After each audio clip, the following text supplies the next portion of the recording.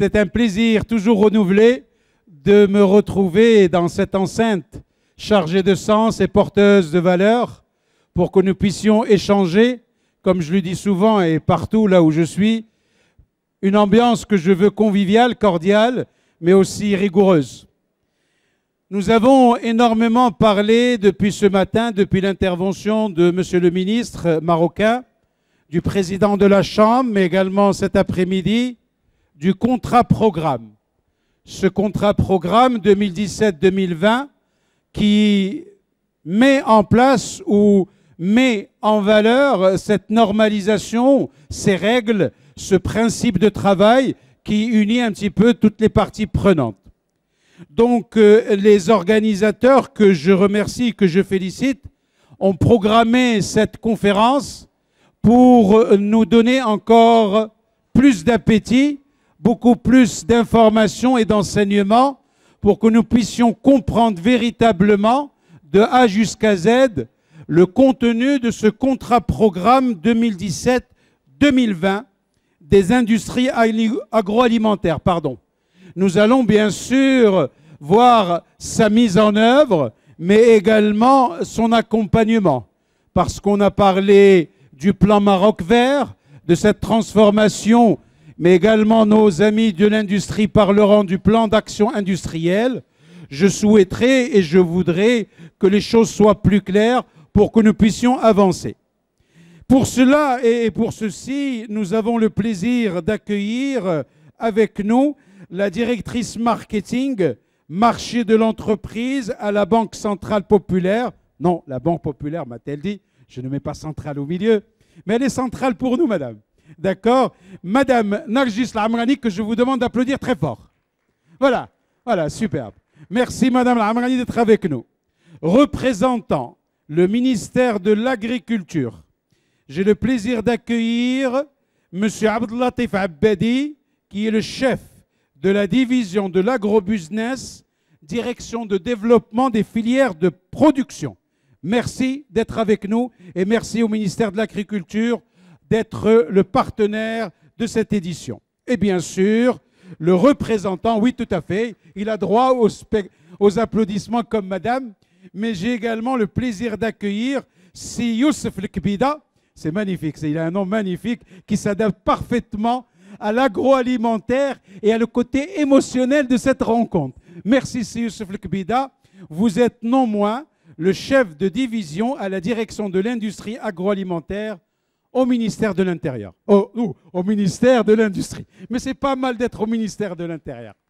Merci beaucoup. Et bien sûr, nous attendons avec impatience le représentant de la Fédération nationale de l'agroalimentaire. Bien sûr, pour rester respectueux à cette audience qui est toujours fidèle, toujours aussi nombreuse, nous allons planter les décors et nous allons aller de l'avant. Qu'en est-il? De quoi s'agit-il? En d'autres termes, Silk Bida, vous êtes avec le ministère de l'Agriculture, monsieur le ministre l'a explicité ce matin, que vous travaillez en parfaite communion. D'accord? Nous parlerons tout à l'heure du plan Maroc vert un petit peu, mais pouvez-vous véritablement, de façon courte, claire et concise, nous contextualiser ce contrat programme 2017-2020? Pourquoi 3 ans? Qu'en est-il? À qui s'adresse-t-il? Et quels sont les grands moments de ce contrat programme? Merci Silk Bida. On va se donner 20 minutes ensemble. Et puis bien sûr, je me retournerai comme à l'accoutumée vers l'audience, l'honorable assistance, pour poser des questions. Silk Bida, à vous la parole. Bonjour tout le monde. Merci d'abord pour l'invitation. C'est nous qui vous remercions de votre présence. C'est pour moi un réel plaisir d'être parmi vous aujourd'hui pour prendre part à cette table ronde qui est organisée en marge du salon Carrefour des fournisseurs de l'agro-industrie. Et je tiens à cette occasion d'abord de remercier la Chambre française de l'industrie du commerce au Maroc pour l'organisation d'abord de ce salon qui, comme son l'indique, constitue un véritable carrefour de l'ensemble des acteurs de l'écosystème agro-industriel. Je voudrais également remercier la Chambre particulièrement pour ces efforts continus en faveur de la promotion économique de notre pays. Alors, avant de parler du contrat-programme, je souhaite tout d'abord donner quelques chiffres pour montrer l'importance du secteur de l'agro-industrie au Maroc. Alors, le secteur des industries agroalimentaires constitue, comme vous le savez, un facteur de valorisation et de régulation de la production agricole et halieutique. C'est également un élément important de la stratégie de l'autosuffisance en matière de produits agroalimentaires. Parce que quand vous avez un secteur agroalimentaire fort et riche, donc vous importez moins, et donc ça se traduit positivement sur la balance commerciale du pays. C'est également un secteur qui crée beaucoup d'emplois. Alors sur la période 2014-2017, ce secteur est le troisième secteur en matière de création d'emplois, après le secteur de l'automobile et de l'offshoring. Bon, c'est un secteur qui crée d'abord des emplois directs au niveau de l'industrie, bien sûr, mais également des emplois indirects, beaucoup d'emplois indirects, que ce soit au niveau de l'amont agricole, du transport ou de l'aval, au niveau de la distribution. Alors quelques chiffres, ce secteur regroupe à peu près plus de 2200 entreprises, soit à peu près le 25% de l'ensemble des entreprises opérant dans le secteur industriel. Il génère un chiffre d'affaires de 115 milliards de dirhams, donc à peu près 14 milliards de dirhams à l'exportation. Donc on voit que c'est un secteur qui est tourné principalement vers le marché local. Et en matière de valeur ajoutée, donc il génère à peu près 13 milliards de dirhams de valeur ajoutée, soit à peu près 29% du PIB industriel. Bien sûr, comme je l'ai dit, c'est un secteur qui est diversifié. On peut le répartir en trois principales catégories. Donc la première catégorie, c'est ce qu'on appelle les produits de base. Donc c'est principalement l'industrie sucrière, l'industrie des corps gras, l'industrie laitière, l'industrie des céréales.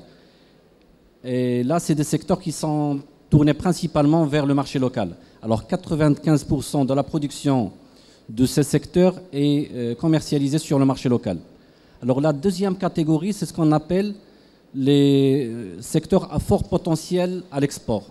Alors là, c'est principalement... Alors 75% de la production de ce secteur est destinée aux exportations. Et la troisième catégorie, c'est ce qu'on appelle les industries intermédiaires. C'est en quelque sorte les secteurs de la deuxième transformation. Donc c'est tout ce qui est biscuiterie, chocolaterie et confiserie. Alors le secteur de l'agroalimentaire a connu au cours de la dernière décennie une croissance, je dirais, soutenue, avec un taux de croissance annuel moyen de 5%. Mais malgré cette croissance, il reste confronté à de nombreux défis auxquels il est confronté. Alors, je cite principalement, bien sûr, le premier défi, c'est l'intégration amont-aval, surtout avec les résultats encourageants du plan Maroc Vert, donc d'où la nécessité de se doter de l'infrastructure industrielle nécessaire pour transformer le surplus de la production, mais également pour apporter plus de valeur ajoutée à la production agricole. Le deuxième défi, c'est les habitudes, donc l'évolution des habitudes bien sûr alimentaires et les aspirations des consommateurs. Alors le consommateur est de plus en plus exigeant, il demande bien sûr constamment des produits de qualité, un bon rapport qualité-prix, des produits innovants, un packaging attrayant. Il y a également donc les évolutions technologiques permanentes, ce qui nécessite bien sûr un effort constant de la part des industriels pour investir, pour moderniser leur outil de production. Et il y a également donc la concurrence des produits étrangers, que ce soit sur le marché local ou à l'international, parce que le Maroc a signé beaucoup d'accords de libre-échange, et donc qui dit accord de libre-échange, ça nécessite bien sûr une amélioration continue de la compétitivité. Mais bien évidemment, il y a des opportunités à saisir, parce qu'il y a une croissance au niveau mondial de la demande en produits alimentaires. Il y a des opportunités à l'international, d'abord pour consolider notre positionnement sur les marchés traditionnels, mais également pour accéder à de nouveaux marchés, notamment le marché africain, qui était l'objet de la table ronde précédente. Alors justement, c'est dans cet esprit que nous avons conclu en 2014 une convention en marge de la présentation du plan d'accélération industrielle, donc une convention avec le département de l'agriculture et avec les opérateurs privés, donc la FINAGRI, pour la réalisation d'une étude stratégique. Alors l'étude a été bien sûr financée conjointement par les deux départements. Il y avait une consultation très élargie, un benchmarking, beaucoup d'ateliers, beaucoup de concertations. Et cette étude a permis donc d'élaborer donc une vision stratégique commune et partagée entre l'ensemble des opérateurs du secteur et qui s'est concrétisée par la signature d'un contrat-programme pour le développement du secteur en avril 2017. Alors, de quoi s'agit-il? Alors, c'est d'abord un contrat-programme qui concerne 7 secteurs clés qui ont été identifiés dans le cadre de l'étude stratégique. Donc, la valorisation des fruits et légumes, la transformation des fruits et légumes, l'industrie laitière, l'industrie des viandes, l'huile d'olive, la biscuiterie, chocolaterie, confiserie et les pâtes alimentaires et couscous. Alors concrètement, ce que nous avons essayé de faire, c'est de mettre en place une offre de valeur commune qui couvre tous les maillons de la chaîne de valeur, de l'amont à l'aval. Et concrètement, nous avons essayé d'agir sur les leviers majeurs pour le développement du secteur en agissant sur des mesures concrètes et ciblées. Alors, pour être vraiment, je vais essayer de les synthétiser. Les principales mesures, c'est tout d'abord l'appui à l'investissement à travers donc, des subventions, des primes à l'investissement, que ce soit pour l'extension, pour la modernisation de l'outil de production. Le deuxième point, c'est l'appui aux exportations. Alors, pour les exportations, bien sûr, il y a déjà les programmes existants en matière de promotion de nos exportations, en matière les contrats de croissance du département du commerce extérieur. Mais la nouveauté dans le cadre de ce contrat-programme, c'est des primes aux exportations. Alors, si je prends par exemple le secteur de la biscuiterie, la prime aux exportations, elle est équivalente à peu près à 20% du chiffre additionnel à l'export.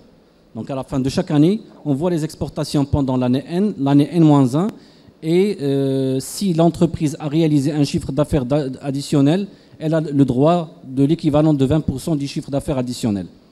Bien évidemment, il y a d'autres mesures spécifiques en matière d'appui à l'investissement, d'appui à l'innovation. Dans ce cadre, nous avons finalisé des conventions avec l'Agence nationale de la petite et la moyenne entreprise, et nous avons mis en place un programme clé en main pour l'appui à l'innovation.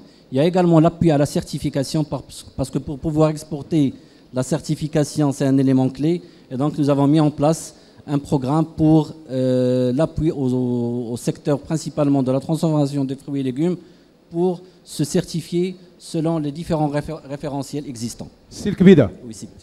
Je vais aller directement. Avril 2017, le contrat programme a été signé. Quel constat faites-vous en septembre 2018 de ce contrat programme? Très rapidement, avant de céder la parole au ministère de l'Agriculture. Alors, en quelques mots, la valeur ajoutée. Très rapidement, le contrat programme a été signé en avril 2017. Et je pense que cette première année, c'était une année très chargée justement pour mettre en place tous les dispositifs pour l'opérationnalisation du contrat programme. Et ça a été fait? Alors ça a été fait, ça a été concrétisé. 30, 40, 50, 60%? D'accord, donc ça a été concrétisé par la signature d'une convention en janvier 2018 à Agadir devant Sa Majesté qui précise principalement qui fait quoi, qui finance quoi. Parce que donc le contrat programme, il prévoit en tout donc, une enveloppe budgétaire de 12 milliards de dirhams, financée à hauteur de 2 tiers par le secteur privé et à hauteur de 1 tiers par le gouvernement, donc soit 4 milliards de dirhams. Et pour le financement de ces 4 milliards de dirhams, alors nous avons noué un partenariat fort avec le département de l'agriculture et nous avons essayé de mettre en place une sorte de joint venture entre le Fonds de développement agricole et le Fonds de développement industriel et des investissements, justement pour prendre part à la contribution du gouvernement. Alors, alhamdoulilah, je pense que cette première année était positive parce qu'aujourd'hui, nous avons reçu, que ce soit au niveau du département de l'agriculture ou au niveau du ministère de l'Industrie, beaucoup de projets d'investissement. Donc il y a un engouement de la part des opérateurs. Et, nous avons sillonné à peu près, je pense, 8 régions, donc des rencontres au niveau régional. Et alhamdoulilah, aujourd'hui, les premiers projets sont là, ils sont en phase finale d'évaluation. Et je pense que c'est ça le plus important. Donc on est sur la bonne voie. Exactement. D'accord. Eh bien, je m'en vais tout de suite après le commerce et l'industrie, l'investissement et l'économie numérique, aller vers l'agriculture. Qu'en est-il exactement, c'est la BD, par rapport à ce contrat-programme et par rapport surtout à ce plan Maroc vert? Merci. Tout d'abord, je tiens à remercier la Chambre de nous avoir invités à cette conférence. Et je tiens également à féliciter la Chambre et tous les organisateurs de ce salon pour tous les efforts qu'ils déploient tous les 2 ans pour que ce salon soit vraiment une vitrine pour les investisseurs, pour les opérateurs. Moi, c'est ma 5e édition que je prends part et donc je suis très content de l'évolution de ce salon. Vous n'avez raté que la première alors? Non, la première... oui, c'est depuis 2010. Oui, tout à fait. Donc, alors par rapport au plan Maroc vert, je crois, je ne vais pas répéter ce qui a été dit par mon collègue. Oui. Nous travaillons dans un partenariat très fructueux. Alors, ce qu'il y a, c'est que c'est un contrat-programme qui vient consolider tous les efforts qui étaient menés par le ministère de l'Agriculture pour développer le monde agricole. Donc, pratiquement depuis 2008, il y avait plusieurs chantiers qui étaient lancés et qui visent à développer ce secteur de manière structurée, notamment un certain nombre d'actions transverses, tout ce qui est par exemple irrigation, développement des agropoles, développement de tout ce qui est sécurité sanitaire. Donc le ministère il a mis en place un certain nombre de chantiers transverses pour cadrer tout le développement du secteur. Et en 2015, il y avait une évaluation à mi-parcours qui a été réalisée et qui a dégagé la nécessité de renforcer la partie aval, tout ce qui est valorisation et commercialisation. Et donc c'est pour ça que l'étude qui a été, comme elle a été dit par C. Youssef, donc il y avait l'étude stratégique qui a été réalisée avec les professionnels et puis le contrat-programme. Le contrat-programme, il vient compléter tous les efforts qui étaient réalisés parce qu'auparavant, nous avons depuis 2008 jusqu'à 2020, donc nous avons des 19 contrats-programmes pour les filières agroalimentaires. Donc pratiquement toutes les filières sont intégrées dans cette vision de développement, donc aucune filière n'est exclue. Et puis il y a tous les chantiers transverses, par exemple le développement des agropoles, donc c'est des zones industrielles qui sont dédiées à l'agro-industrie. Donc, et puis tout ce qui est sécurité sanitaire, la normalisation, la certification. Je crois la vision, avec le contrat-programme de l'agro-industrie, on a un peu bouclé la boucle, c'est-à-dire c'est un point du puzzle qu'on avait comblé et je crois que c'est une première parce que jusqu'à présent, il n'y a pas eu vraiment un chantier d'envergure qui a été lancé pour l'agro-industrie. C'est un contrat qui va coûter 12 milliards de dirhams. Il y a une contribution du privé de 8 milliards. L'État marocain ou le gouvernement, 4 milliards de dirhams, avec bien sûr le ministère de l'Agriculture pour la partie FDA, il est plus présente avec pratiquement une contribution de 70%. Parce que comme vous le savez, c'est tout ce qui est en matière d'investissement, on a essayé de couvrir l'ensemble des activités de l'agro-industrie. Avant, le FDA ou le FD prenait que certaines activités. Mais maintenant, quel que soit le projet agro-industrie, il peut bénéficier de la subvention de l'État. C'est ça la nouveauté. Et avec des taux plus consistants et des plafonds plus significatifs. Et donc, les premiers résultats sont là. Donc, il y a un engouement des investisseurs pour ce contrat-programme. Parallèlement à ça, donc, il y a des actions transverses, comme l'a été dit ce matin par M. le ministre. Toute la partie formation, innovation, vraiment, c'est des chantiers également très importants qui seront lancés. Et nous espérons, d'ailleurs le contrat il est prévu jusqu'à 2021, c'est pas 2020, je corrige cette donne, parce qu'il est prévu sur 5 ans, de 2017 à 2021. Donc nous espérons à 2021 vraiment réaliser des résultats très significatifs. Donc nous sommes sur une bonne vitesse de croisière, selon vous, c'est ABD. Parce que l'essentiel, c'est tout ce qui se fait actuellement au niveau du FDA et du FDI. D'accord. Donc c'est tout le soutien à l'investissement.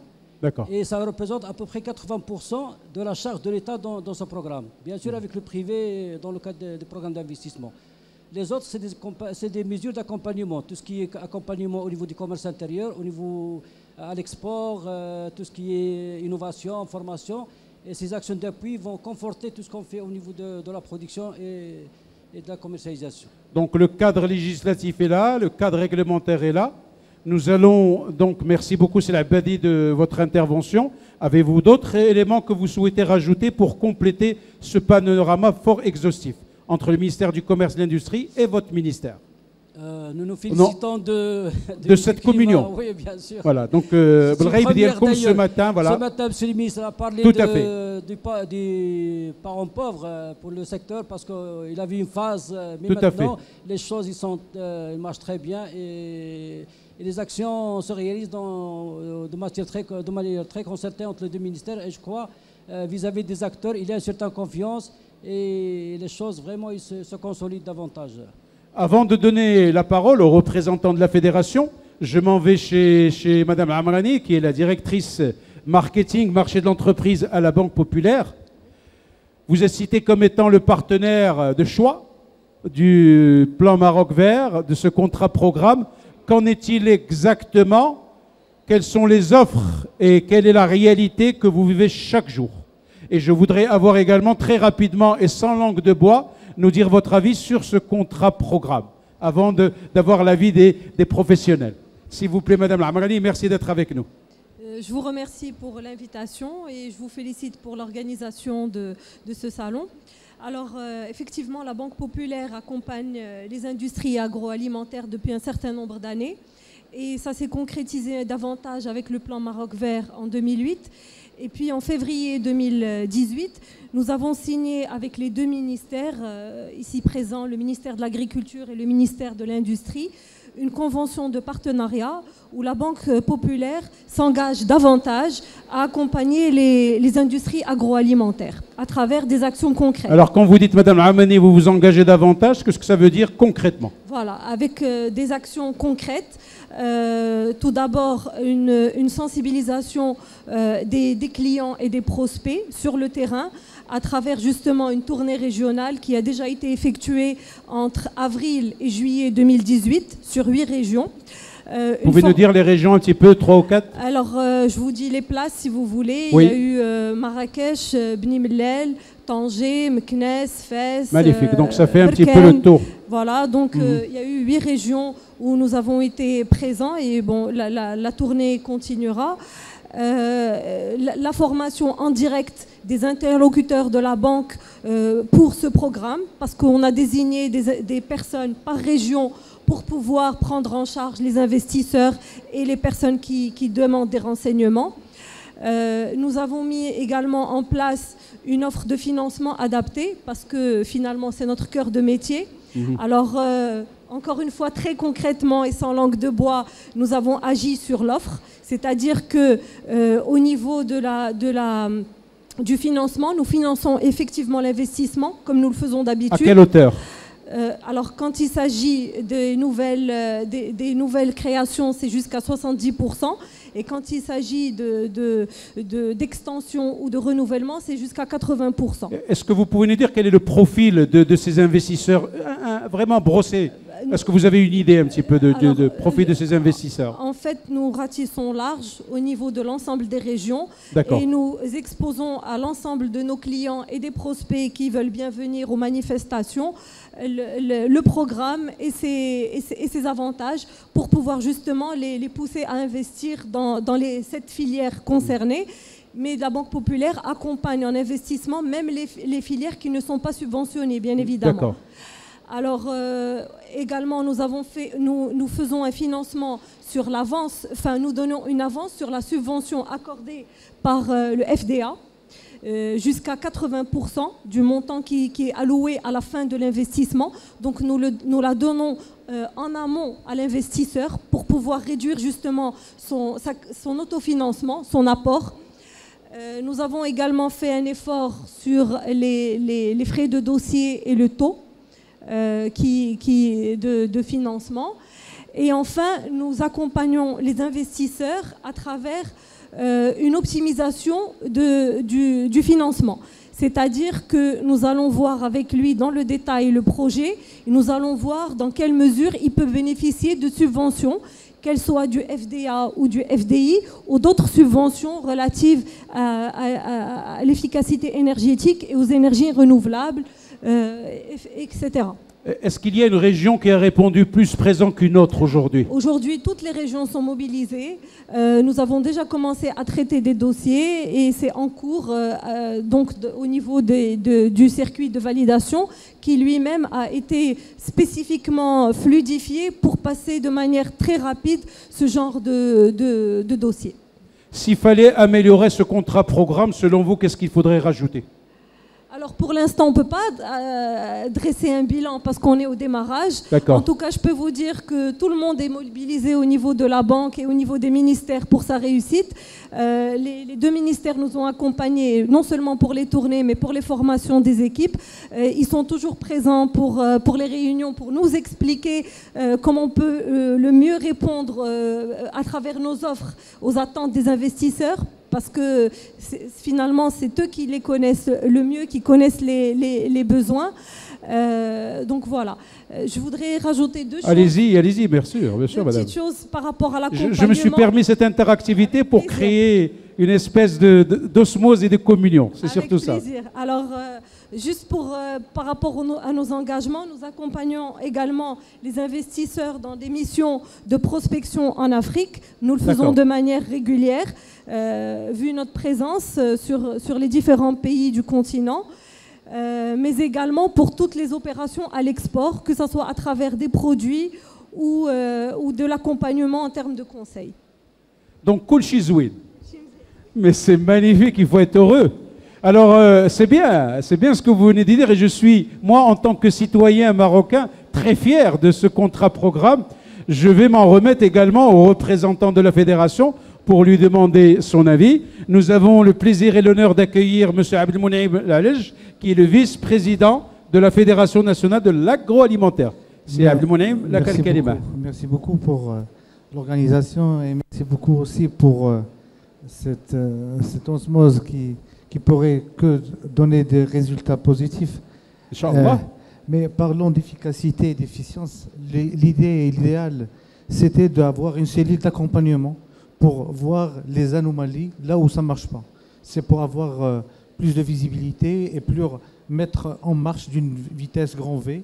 Parce qu'il y a la volonté de l'État, il y a la volonté des ministères, et il y a aussi les attentes qu'on le voit, pas malheureusement, qu'on ne le voit pas directement, mais c'est l'accompagnement avec une cellule de veille qui pourrait avoir une efficacité et réagir rapidement pour avoir un bilan, je dirais, positif. Merci beaucoup. Donc aujourd'hui, c'est Abdelmounaïm Lalej, la fédération est contente de ce contrat-programme? En quelque sorte, il y a un bon démarrage. On sent qu'il y a quand même des il y a choses une dynamique. Tout à fait. Et on souhaite que les choses aillent et qu'on aille véritablement à 2021 pour pouvoir arriver à bon port. Compromis, tout à fait. Superbe. Waouh. Eh bien, j'ai jamais vu dans une réunion que j'ai eu le plaisir de modérer ou d'animer autant de cohésion. C'est magnifique. Ben, je pense que nos intervenants speakers, panélistes, ont donné ce qu'ils ont à donner.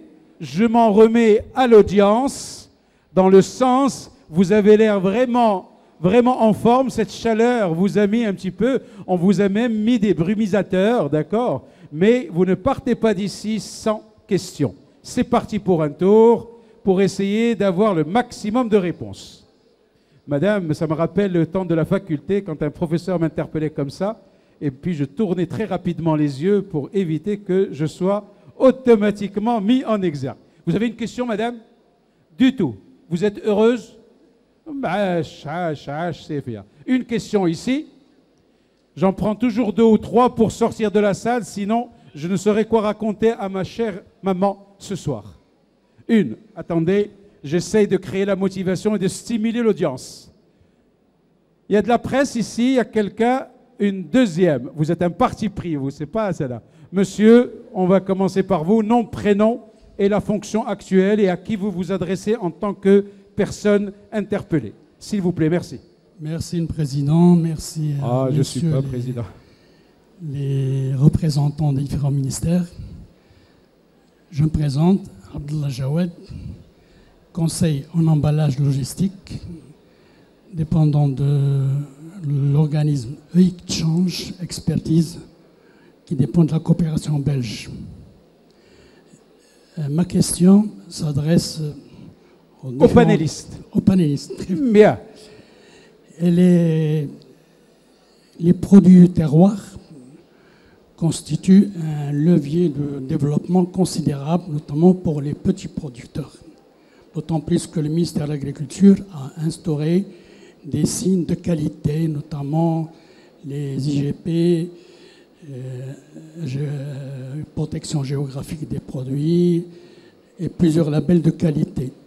Mais là où le bât blesse, c'est que les petits producteurs, notamment les petites coopératives qui agissent dans le domaine du miel, du beurre, du couscous, manquent beaucoup d'investissements en matière de machines, d'emballage et de conditionnement et de packaging pour rendre le produit plus attrayant et plus vendeur, à l'instar de ce qui s'est fait pour le safran, par le biais de la maison du safran, de Atelier.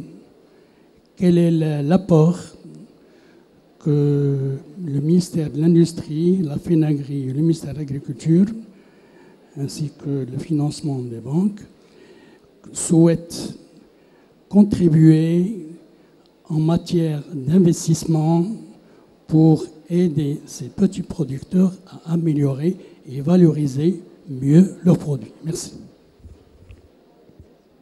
Merci pour votre question, merci pour cette interpellation. Madame, je vous en prie.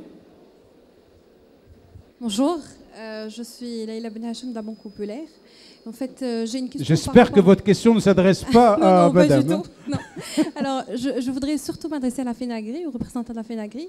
Je voudrais un peu comprendre le rôle de la FENAGRI aujourd'hui pour, surtout pour la mise en place de ce contrat de programme entre le ministère de l'Industrie et l'Agriculture, les industries agroalimentaires. Aujourd'hui, quel est le rôle de la FENAGRI pour aider à mettre en place ce programme ou informer l'ensemble du paysage entreprise qui opère dans ce secteur?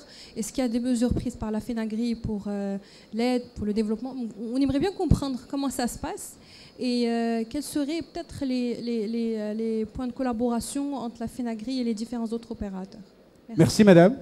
Merci. Donc vous appelez la FENAGRI. Moi je vous recommande de signer avec eux une convention entre la Banque Populaire et... Très bien, d'autres questions peut-être? Une dernière? Madame, très heureux de vous accueillir. Je sais que vous êtes journaliste d'un magazine parce que je vous ai vu remettre. Auriez-vous la gentillesse et l'amabilité de vous présenter? Merci. Voilà, bonjour à tous. Alors, je me présente, Nelly Bora, du magazine Afrique Agriculture. Nous sommes un magazine panafricain sur les filières agricoles et agroalimentaires en Afrique. Et ma question, en fait, est pour monsieur le vice-président de... Et vous êtes installé où exactement? Alors, le magazine, c'est vrai, est basé à Paris, mais il couvre pas mal de pays africains. D'accord. Voilà, donc on couvre l'actualité du continent en s'adressant essentiellement à un lectorat basé dans les pays d'Afrique. À cadence mensuelle? Tous les 2 mois. Tous les 2 mois. Tous les 2 mois, partenaire du SIAM, partenaire heureux du CEFIA. Oui. Puisque, comme monsieur le ministre le disait tout à l'heure, la transformation agricole est une priorité, pas seulement pour le Maroc, en tant que levier de croissance, mais aussi pour le continent africain. Merci. Question. Voilà. Alors, ma question justement au vice-président de la FENAGRI, je sais, comme madame Lamrani l'a dit aussi tout à l'heure, pas mal de caravanes ont été organisées par les entreprises marocaines dans les pays afrères du continent africain. Je serais cependant curieuse d'avoir votre retour en tant qu'acteur du secteur agroalimentaire. Et éventuellement, si vous avez eu des échos, le retour des membres de votre fédération sur ce marché. Et éventuellement, parce que je sais quand même que je ne les ai pas en tête, mais je sais que les statistiques d'export en agroalimentaire sont plus orientées vers le marché de l'Union européenne, alors qu'on parle beaucoup d'Afrique. Donc j'aimerais savoir s'il y a peut-être des écueils ou des attentes que les membres de votre fédération ont exprimé ou des besoins sur ce marché africain qui sont en attente de trouver réponse pour mieux développer l'export intra-africain, on va dire, des produits agroalimentaires.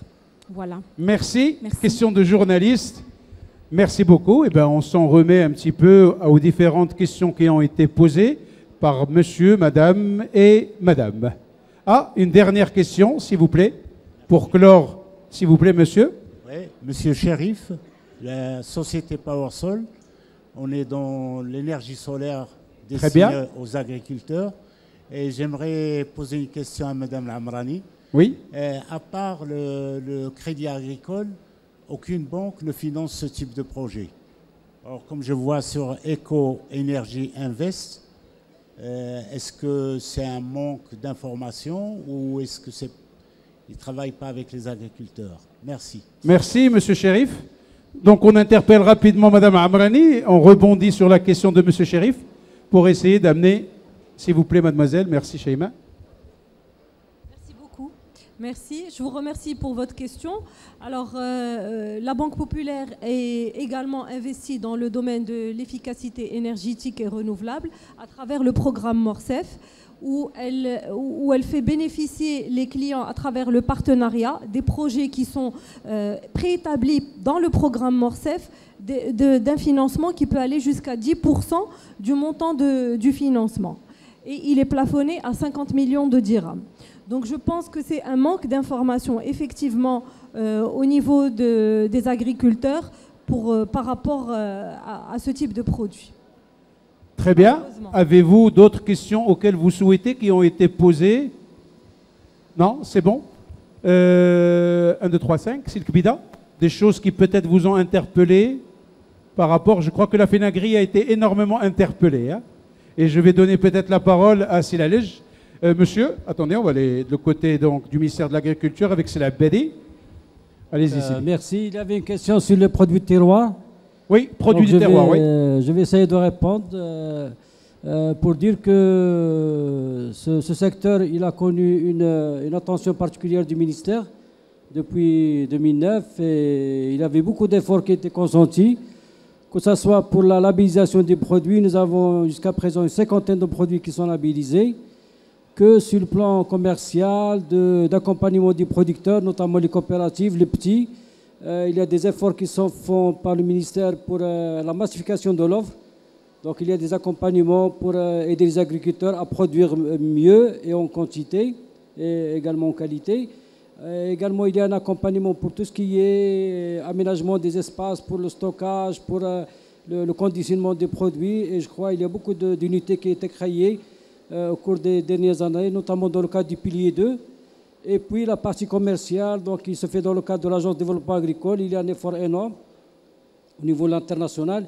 Il y a beaucoup de coopératives qui bénéficient de la participation dans les salons internationaux. Et donc il y a vraiment beaucoup d'efforts qui ont été faits et qui ont permis qu'actuellement, il y a une quantité importante de produits terroirs qui sont commercialisés, que ce soit les dattes, le miel, vraiment la liste est très longue.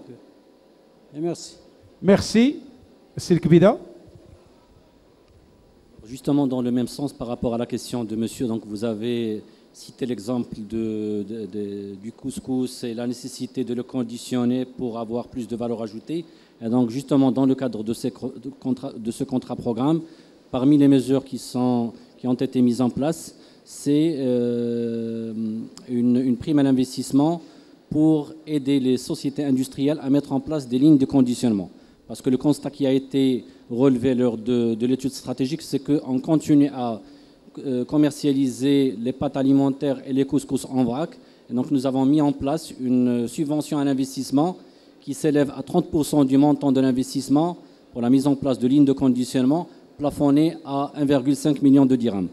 Le deuxième point, c'est que nous avons mis en place également une subvention à l'exportation à hauteur de 2000 dirhams la tonne pour justement développer les exportations à l'international. Donc nos exportations de couscous et de pâtes alimentaires.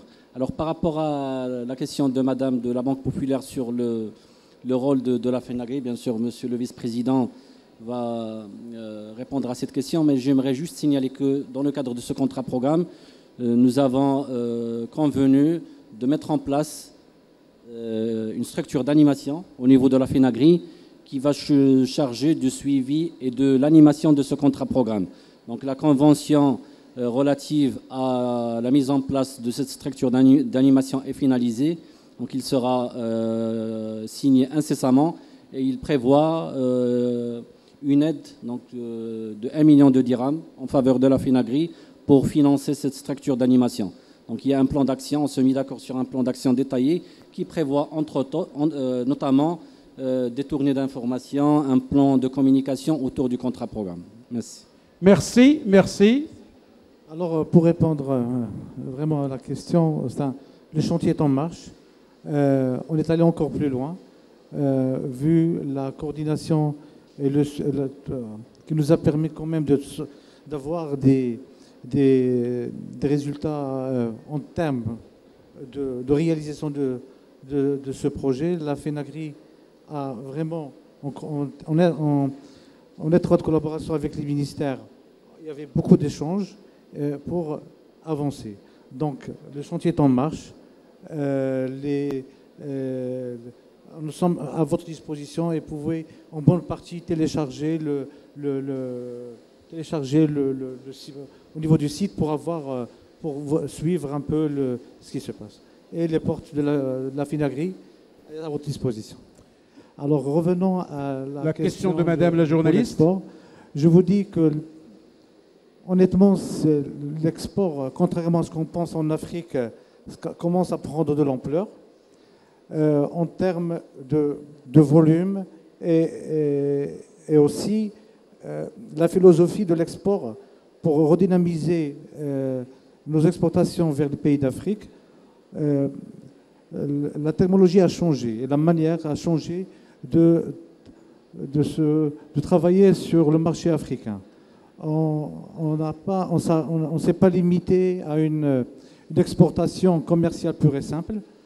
Il y a beaucoup d'exemples de firmes marocaines qui ont passé d'une exportation simple à une étape intermédiaire de conditionnement et qui pourrait aller encore à l'industrialisation. Donc je vois qu'il y a une évolution permanente et la philosophie est en train de changer de manière à être plus compétitif et transférer une partie de chaîne de valeur de manière à ce que tout le monde pourrait tirer de cette ouverture, que ce soit au niveau des exportateurs marocains, qui vont peut-être verrouiller encore davantage et être plus compétitifs, en passant par une étape intermédiaire qui est le conditionnement, et ça sera un point de départ pour compléter la chaîne de valeur. Voilà. Merci, c'est la Lige. D'autres choses à rajouter, Madame, Messieurs? Le tour de la question a été fait. Y a-t-il peut-être, probablement, une question qui est venue en cours de route? Tout le monde est heureux? Donc, Kouchizouin, H. Mohamed Sadis, Ladies and Gentlemen, Mesdemoiselles et Messieurs, ce fut pour moi un réel plaisir d'accueillir sur le plateau CFIA dans sa 6e édition, sous vos applaudissements, Madame Lamrani, notre représentant du ministère de l'Agriculture, Sabtaif Shokran Jazilan, c'est Youssef Danke, c'est Abdel Mounaim. Thank you very much. Audience, ne quittez pas. Dans une petite demi-heure, nous aurons droit au trophée ingrédients et PAI pour récompenser, motiver et aller de l'avant. On me dit dans les coulisses tout de suite. Oui, avec grand plaisir tout de suite, c'est bien pour moi. Merci beaucoup. Une petite photo de famille pour ne marquer ça. S'il vous plaît, photographe, comme ça on reste dans cette ambiance conviviale, cordiale et plein de rigueur. D'accord? L'audience, merci beaucoup. Merci la Banque Populaire d'être le partenaire.